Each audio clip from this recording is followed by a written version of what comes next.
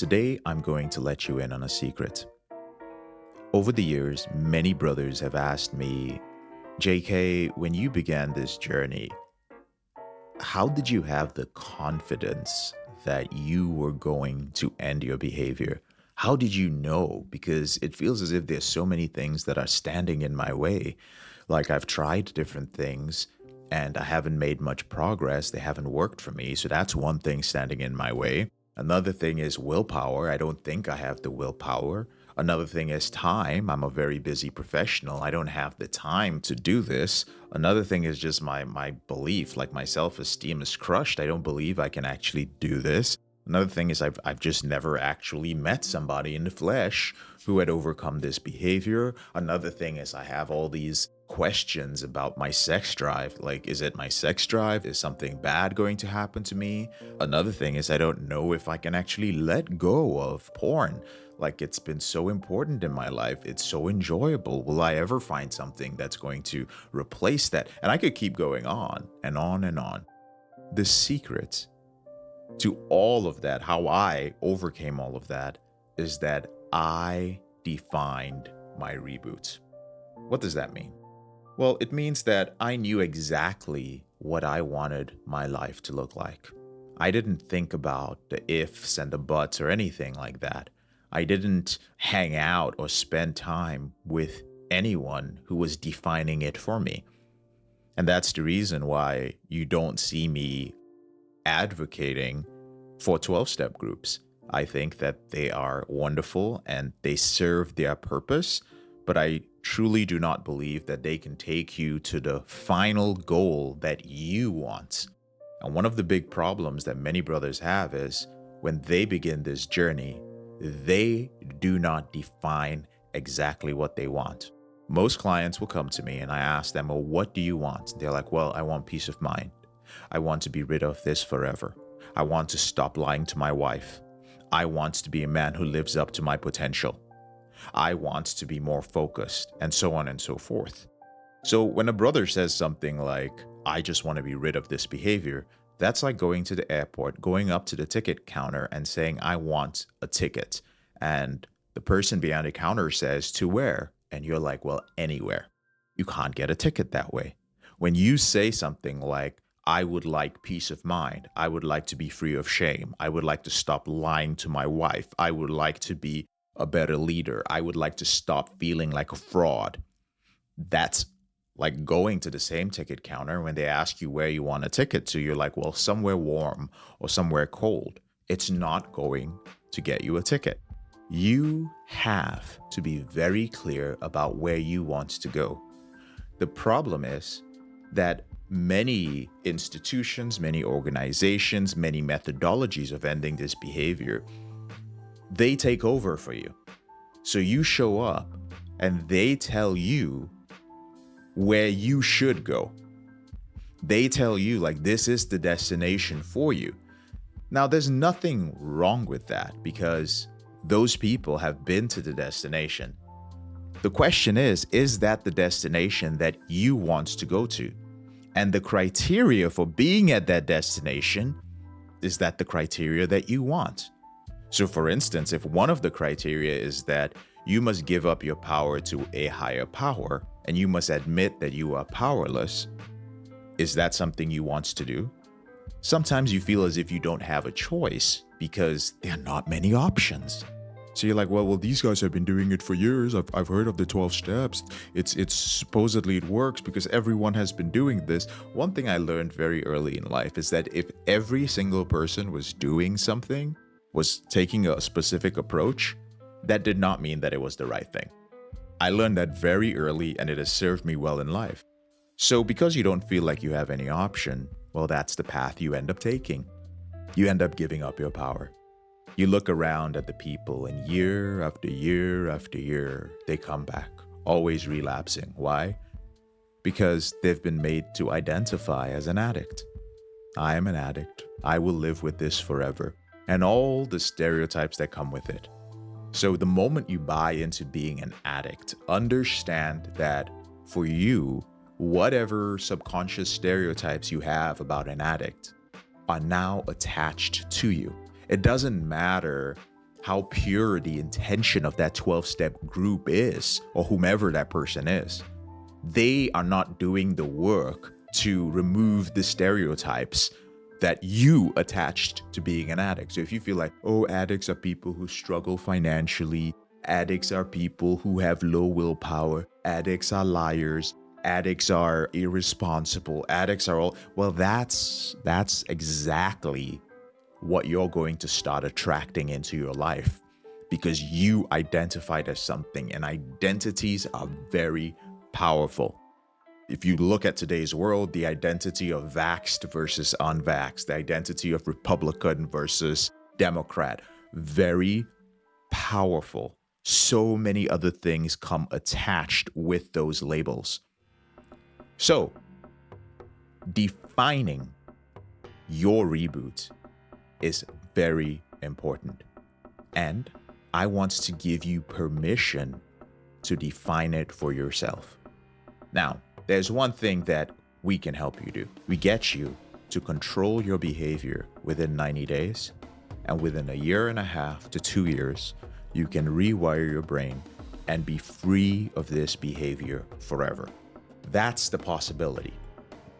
If you notice, whenever I say this, and I've said this hundreds and hundreds of times throughout various episodes, I rarely go into more detail than that. The reason why is because at the end of the day, at the end of those 2 years or year and a half, however long it takes you, the life you live is your responsibility. All I do is share a system with you, customize it to you, help you implement it, along the way guide you based on what I have seen from the movie. And now, thankfully, we have hundreds and hundreds of men in our programs who can also guide you. And you will come to your own conclusion as to the way you want to live your life as a rebooted man, or what it is going to look like for you. Nobody is going to force you into anything. Nobody is going to tell you that, hey, you know, if 2 years from now you relapse, well, you got to start from the beginning, dude. Once an addict, always an addict. No one's going to tell you that. You decide what it is. Now, some traditionalists would feel that I am just giving addicts permission to do whatever they want to do. Absolutely not. We have very clear criteria when it comes to defining your reboots. Now, we do not have the bandwidth to share all of that in this episode, but I will help get you started.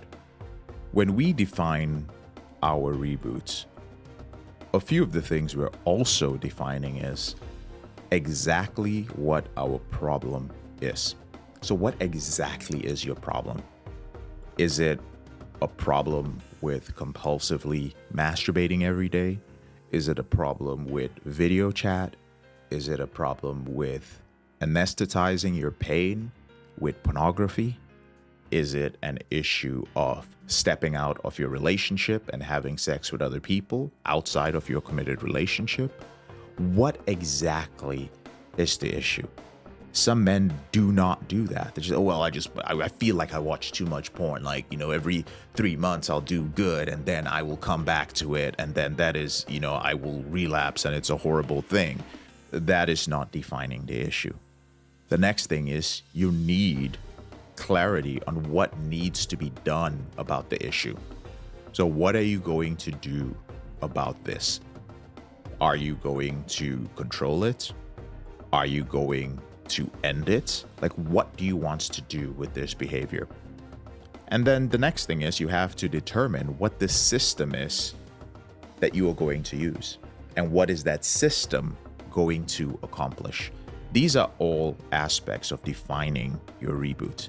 The first thing I want to say about a system is no system which you use can take you further than your own definition of your reboot. I'll say that again for those in the back. No system can take you further than your own definition of rebooting. Many people define rebooting for themselves in a specific manner. And as a result, they don't identify the central issue in their life. And they have no idea where a system is supposed to take them. They hear what I might say about a system, but there's no clarity on where they're going to end up. So for example, if you ask 100 men who are addicted to compulsively watching pornography and masturbating what rebooting is, they will say staying off porn and masturbation. That's their definition of, let's not use the word rebooting, let's use the word recovery. So what is recovery? You ask 100 men. Yeah, well, it's staying off porn and masturbation. Now, given that definition, that staying off porn and masturbation is recovery, then the problem or the issue would be watching porn and masturbating. And what we would do about it is not watch porn and masturbate. Therefore, the system I will use that will take me there is abstinence from porn and masturbation. But if porn and masturbation is the problem and not watching porn and masturbation is the solution, then everything should be all right when porn and masturbation is out of the picture. You name the problem, you take away the problem, then you have no problem, right? Unfortunately, that isn't the case. And, I've had a few clients who followed this line of thinking, and sure enough, they did stay away from porn and masturbation for years. This was earlier on in my career, and they experienced strong withdrawal symptoms. The process was stressful because they weren't going towards anything. They were just going away from pain. And they inevitably found themselves back in the habit which they escaped. So a question to ask yourself is, am I moving towards something in my reboot, or am I simply running away from pain? Because running away from pain will not lead to your brain rewiring. So brother, take a moment to think again about your definition of rebooting. When I talk about your definition, I'm also talking about the goal. So it's not just like, define reboot and change the meaning. I simply mean define what the ultimate goal is like for you. Brother, take pen and put it to paper, and then go through several iterations of it till you've come up with a very clear definition. And at that point, you would have done one of the most productive things that you've ever done when it comes to ending your out of control behavior with pornography or masturbation. And that, brothers, is my secret. I sat down and I defined my reboot for myself. Whenever you're ready, here are 4 ways that Porn Reboot can help you out for free. The first way is to subscribe to our channel and make sure that you click on the notification bell to get a new video every other day. The second way is to actually get a free copy of my book, Confessions of a Porn Addict, 7 Secrets of Porn-Free Men, where you'll learn about my personal struggle and the lessons I learned over the past 14 years, as well as get strategies for putting together your own personalized reboot plan and ending your compulsive behavior with pornography or masturbation. So click on the link in the description below this video to get the free ebook. And thirdly, if you're not sure where you'd like to start, but you'd like to learn more about my team and I, or you'd like to spend time with more like-minded professionals like entrepreneurs, business owners, men who work in sales or consulting or high-level jobs, men who are controlling their behavior, then join our free and confidential group, the Porn Reboot group on Facebook. There's also a link to join the group in the description below this video. And finally, if you need our help right now because you have a burning issue, it's an emergency, your behavior with pornography is hurting you mentally, you're about to lose your relationship and you want to live up to your potential or be an authentic man and free yourself from shame, guilt, and underachieving, then click on the link in the description below this video that actually says free coaching call, or visit elevatedrecovery.org and click on the link which says book a call.